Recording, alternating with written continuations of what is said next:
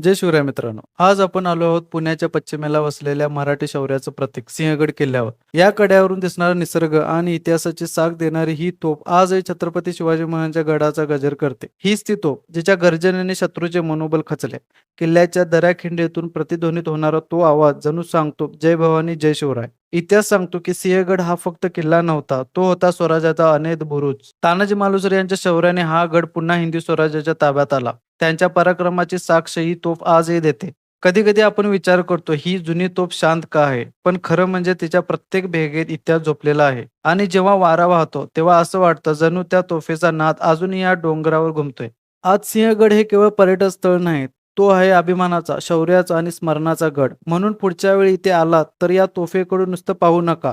क्षणभर डोळे मिटा आणि त्या गर्जनेचा आवाज ऐका, जो आजही म्हणतो स्वराज्य अमर राहो. तर मित्रांनो, जर तुम्हाला हा व्हिडिओ आवडला असेल तर लाईक करा, शेअर करा आणि अशाच ऐतिहासिक प्रवासासाठी चॅनलला सबस्क्राईब करा. जय भवानी, जय शिवराय.